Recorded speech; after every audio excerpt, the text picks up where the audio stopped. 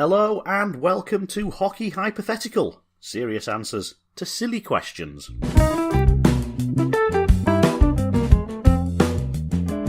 Each episode we will be taking preposterous scenarios that we've made up from the world of hockey and trying to produce genuine responses to the what-if questions.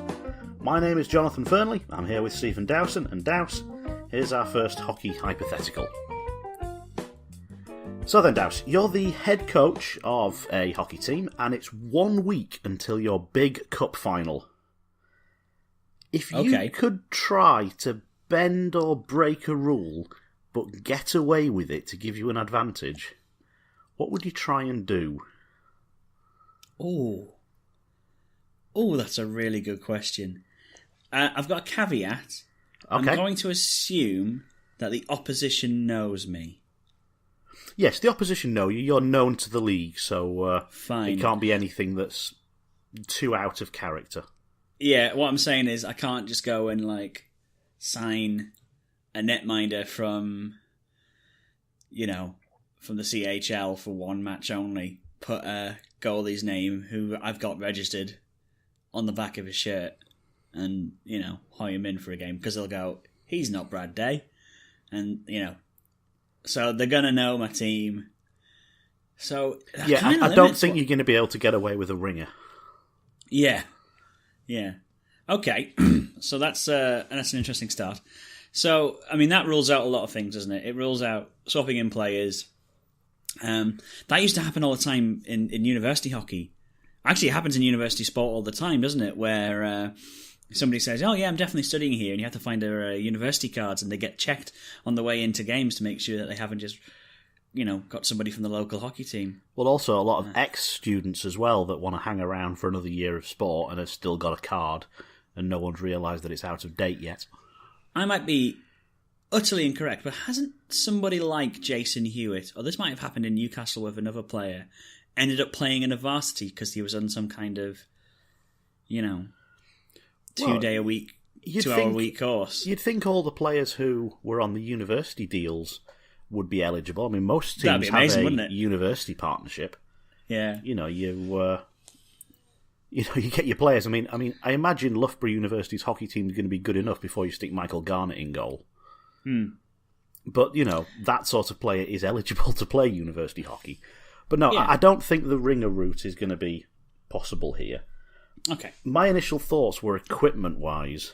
Yeah, I think there are two things you can do here. It's the subtle changes that you can do.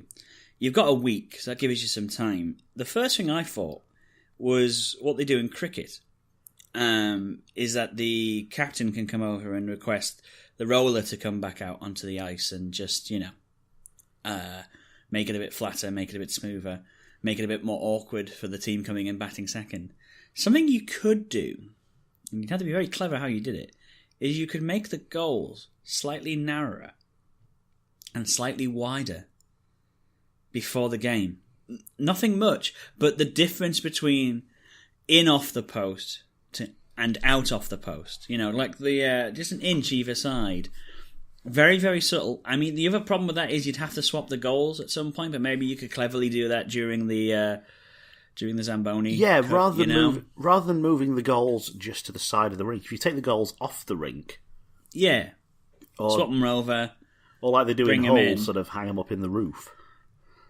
And they do, don't they? Bring them down, put them on. So you'd have to, but that requires you manufacturing a goal, re-drilling the pegs at either end. But goals off the crossbar. Those moments where an inch either side.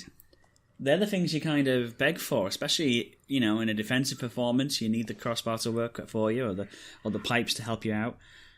Or if you're in looking for that goal.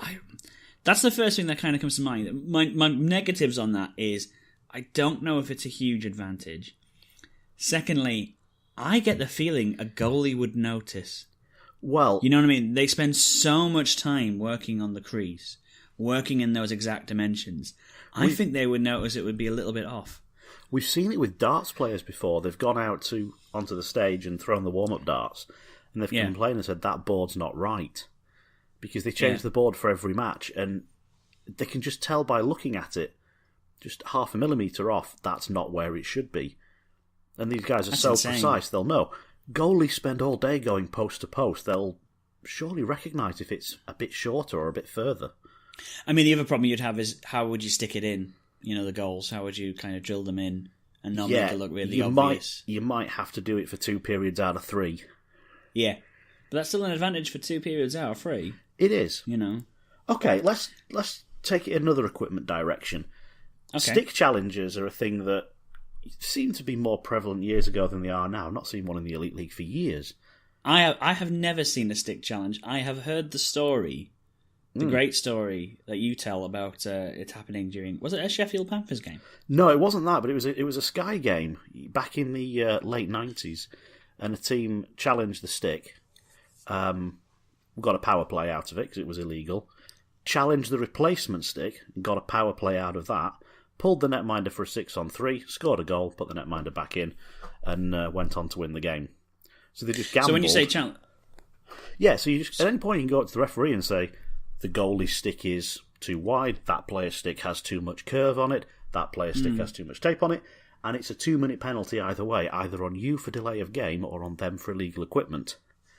So how much tape can you put on a stick? How much bigger could you make a goalie's stick before it becomes obvious and challenge-worthy? I now have this obvious kind of visual in my head of like a goalie putting on so much tape on their stick. It kind of looks like one of those cotton buds from Gladiators, the ones he used to fight with. Just what do you mean there's too much tape on? What are you talking about? Because that's the thing, you've got to try and get away with this. We're not just coming up with cartoon equipment here. You've got to try and do something that won't be noticed. Thing is, would the advantage be all that noticeable? Unless you could do it for every outfield player, change the curvature of the stick. But then the problem then is, most players are very particular with how much or how little curve are in the stick, how much how much reflex they get in the stick, Here's another idea. As a home side, you are sort of responsible for providing all the pucks, for example. Now, pucks need to be frozen pre-game, because if they're not, they're too lively, they bounce around too much. Yes. But if you'd spent all week practicing with unfrozen, bouncy pucks, when it comes to the cup final, oh, sorry, we don't have any frozen pucks, we'll just have to play with these ones. Our fridge broke. Massive advantage to the team that's been practicing with them all week. Thing is, that massive advantage, I feel, would have to eradicate nearly, in some cases, decades of playing with pucks that are doing what they're meant to be doing. I don't know if a week would be sufficiently long enough for you to kind of rewire that aspect of your brain, especially in the case of the netminder. Because how the puck travels really does depend on how cold it is, and that massive change, again, your brain would just go off on it, surely. You're also at best only going to get a first period out of it, because by upon then starting the game they can stick some in the freezer for an hour's time when the second period begins. Yeah. And then how would you change your player game? Do you think you would just start dumping the puck towards the netminder and hoping for the lucky bounce? Well, you'd see what plays are possible and what plays are not possible. Yeah. And and you can adapt accordingly. But yeah, essentially you just want to flip the puck in the air a bit more and then get it bouncing, because a bouncing puck is not easy to clear away. Nor is it easy to shoot, but it feels like a bigger advantage to the attacking team than the defending team, because it's just going to be harder to get the puck away if it's uncontrollable. This isn't bending or breaking a rule per se, but if you had a week to prepare and you wanted to put your opposition in the worst position possible, haven't Norwich City just painted the away locker room pink in a bid to kind of calm the players down in there and, create a less hostile away team? Yeah, different football teams have done all sorts of different things. Middlesbrough's dressing room at the Riverside is L-shaped, and the tactics board is sort of on one of the inner walls. So, is that right? So half of the team can't see the tactics board. The other thing that they've done, Middlesbrough's, they didn't make a big deal of it, but theirs is painted sort of sort of like a cream and sort of dark green colour, really unattractive colours. And it's small, there's a single light bulb hanging from the roof. It's not a pleasant place to be. Again, trying to just make life awkward for the opposition. Yeah, but doesn't that end up firing you up? Do you know what I mean? I think that's the kind of stuff that always ends up backfiring, you know. You know, a good team will win regardless of the quality of their dressing room. There is one rink thing that you can do. We've mentioned about the goals being awkward. If you repainted the rink and moved the attacking blue line for 2 of the 3 periods just a foot closer to centre ice, who's going to notice? You've got a slightly larger attacking zone for a couple of periods. You say who's going to notice, but actually, wouldn't it show up next to the boards? Because on one side, the blue line would be, you know, X couple of feet away from the door opening or whatever, and then on the other side would be a lot closer. It's not the worst idea I've heard of, though. That would take some organisation to do as well. You'd have to do your sponsors boards, you have to do the whole works. I like it. But it's definitely an advantage to have a bigger offensive zone. That's why they moved the blue lines towards centre ice to create more offensive opportunities. So it's definitely worthwhile having it for 2 out of 3 periods. And seeing if you can get away with it. Yeah. The other thing I think you can try and see if you can get away with is the things that you can control off the ice that affect on the ice. And that is the audio. And this is coming from me, as somebody who does this all the time. Doesn't do this all the time, but, you know, does the audio all the time. It really came up in the last game that the Sheffield Steelers played against the Manchester Storm. The Manchester Storm were on a breakaway in the 3rd period. And it's, the last 2 minutes of play, 5 seconds before 2-minute mark. And it gets to the 2 second of the 2-minute mark, and they have a shot and it goes wide. Absolute hummer that they missed. And I always said, what if you could just, over the tannoy at that point, and I think there was an advert about this years ago, just go, Miss Ransbottom, please report to, you know, Concourse B as we enter into the final 2 minutes of the 3rd period. You know, just do that little bit of effort.